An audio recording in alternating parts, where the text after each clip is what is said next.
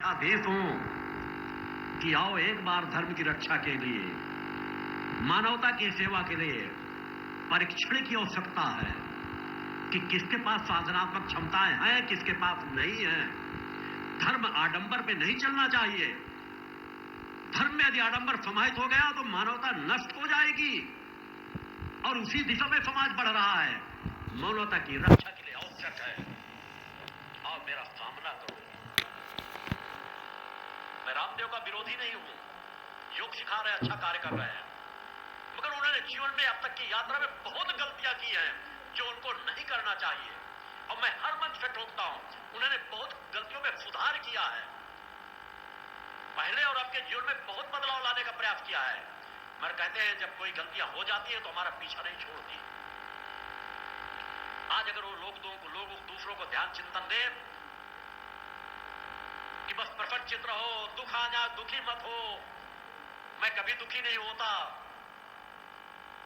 तो मैं बाबा रामदेव से पूछना चाहता हूं, वह कौन थे? जब रामलीला ग्राउंड से मार के भगाए गए थे तो अपने हरिद्वार में जाकर के पतंजलि में फूट फूट करके रो रहे थे, पुलिस वालों ने मुझे मारा, पुलिस वालों ने मुझे अपमान किया। और वह कौन रामदेव थे कि जब पुलिस वालों ने घेरा डाल दिया तो महिलाओं को वस्त्र पहन करके भाग रहे थे? अगर तुम भागने में सफल भी हो जाते तो भी समाज मान लेता।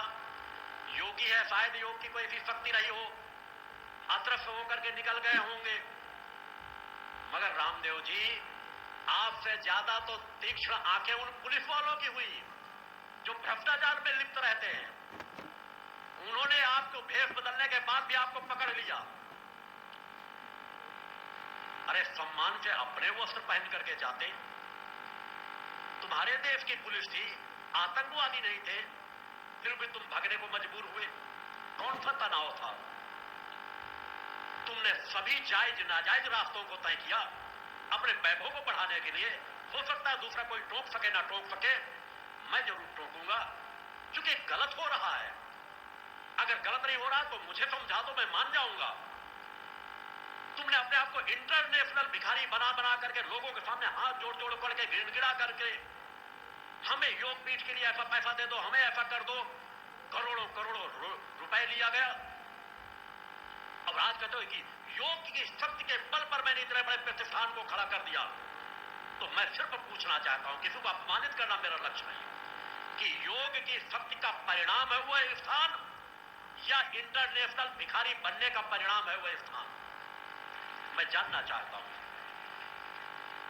किसी समय तुम कहते थे मुझे कोई पूजा पाठ ना करे, वह मुझे गुरु मत मानना, मेरे चरण स्पर्श मत करो, मैं तो बस योग सिखाता हूं। माताजी पिताजी हाथ जोड़ जोड़ करके, कोई अगर महिला आ जाती, माताजी प्रणाम, कोई लाख 2 लाख करोड़ रुपए दान दे देता था, वो माताजी इनके भले हो चाहे बेईमान से बेईमान व्यक्ति रहा हो, उनके गुणगान करते रहना क्या एक ऋषि को शोभा देता है? और तब और अब में क्या हो गया?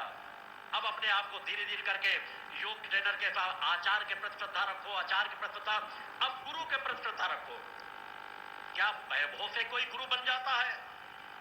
सामर्थ्य से कोई गुरु बन जाता है?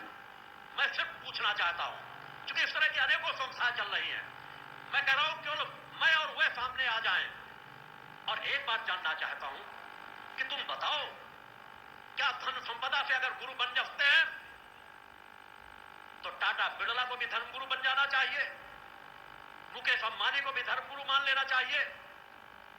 बड़े बड़े उद्योग लगा देने से अगर कोई योग ऋषि बन जाता है तो मैं सिर्फ जानना चाहता हूं कि जो संपत्ति आई है वह योग का परिणाम नहीं है, इंटरनेशनल भिखारी का परिणाम है। और अगर योग ऋषि हो तो साथ सम्मान कहता हूं कि मेरी चुनौती को स्वीकार करो, क्योंकि मैं जानता हूं कि आपकी अभी कुंडली चेतना पूर्ण जागृत नहीं है। मेरे बराबर 5-7 सालों से टोकने से आप कुछ उन क्रियाओं को करने अवश्य लगे हो।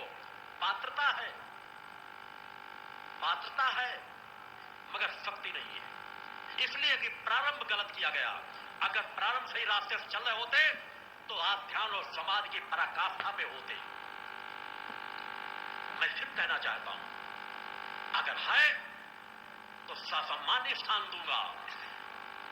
मैं किसी का विरोधी नहीं हूं। आओ एक बार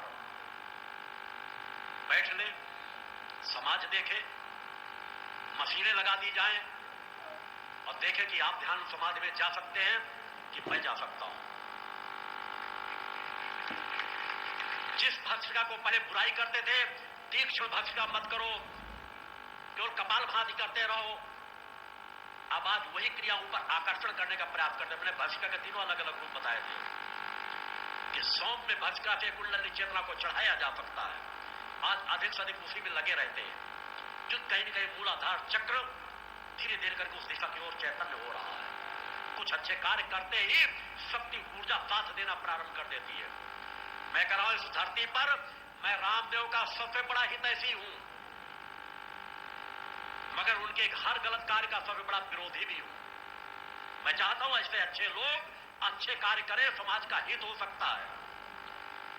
मगर आज ये कह देना मात्र स्वदेशी का हमारा 100% समाज सेवा के कार्य के लिए है। तो मैं रामदेव से पूछना चाहता हूं, बालकृष्ण से पूछना चाहता हूं, अगर 100% जनसेवा के लिए है तो हर साल आपकी संपत्ति कहां से कहां पहुंचती जा रही है? आप 5%, 10% भी समाज सेवा के कार्य में नहीं लगा रहे हो। अभी आज तुम्हारा नंबर 1 बनने की ख्वाहिश है कि 40-45वें नंबर पे टॉप 10 में आ गए हैं, अब हमें टॉप 1 में पहुंचना है।